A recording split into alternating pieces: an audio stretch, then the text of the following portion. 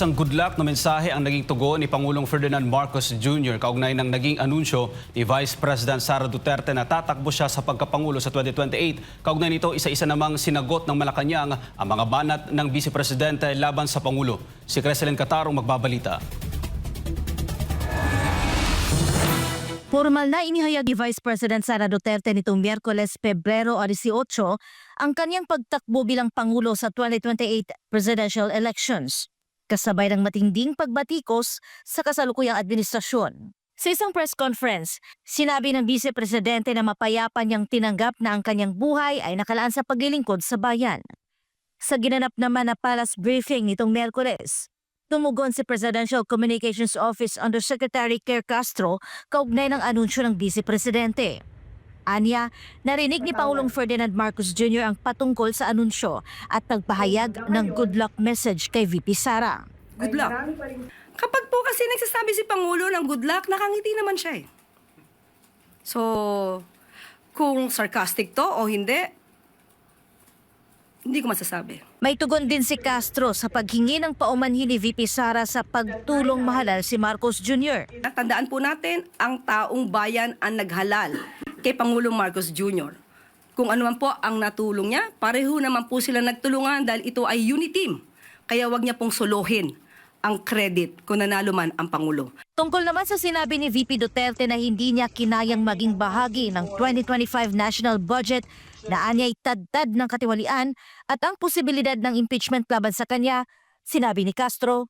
Siguro po dapat mauna muna na ihingi niya ng tawad kung ano man ang mga issue ng korupsyon at katiwalian at di umanong paglulustay ng confidential funds ng kanyang dalawang opisina at the time, OVP at ng DepEd. Kung meron pang napipintong impeachment, ito po ay dahil sa kanyang kagagawan mismo. Ipinakita rin ni Castro ang mga ulat ng nakaraang pagbaha sa Davao City. Bahagi ito ng kanyang tugon matapos na humingi ng paumanin si VP Sara sa mga Pilipinong patuloy na dumaranas ng pagbaha sa iba't ibang bahagi ng bansa. Dagdag pa niya, kung naging epektibo umano ang mga proyektong infrastruktura sa ilalim ng programang Build, Build, Build, hindi na sana raw nararanasan ang matinding pagbaha ngayon. Hindi niya po makakaila ang mga pangyayaring ito. Kaya wag niyang ipahid lamang sa Pangulo ang sinasabing pagbabaha. Dahil kung meron pong naganap na mga build, build, build, at kung talagang walang ghost projects ang dating nakaraang administrasyon, hindi natin mararanasan ang ganitong klaseng pagbabaha. Matatandaan sa kanyang ikatlong State of the Nation Address o SONA, ipinangalandakan ni Marcos Jr. ang mahigit 5,000 flood control projects na naisakatuparan umano ng kanyang administrasyon sa iba't ibang panig ng bansa.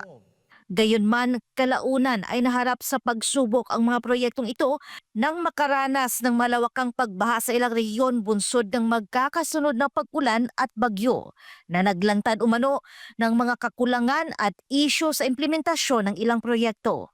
Samantala, inihayag pa ng Malacanang na marami pa umunong dapat ipaliwanag at ihingi ng paumanhin ang Vice Presidente, kabilang ang isyu ng extrajudicial killings, mga pahayag daw nito tungkol sa pagkakaroon ng kakilalang assassin at umunoy pagpapakalat ng fake news. Para sa Diyos at sa Pilipinas kong mahal, ito si Creselyn Catarong, SMNI News.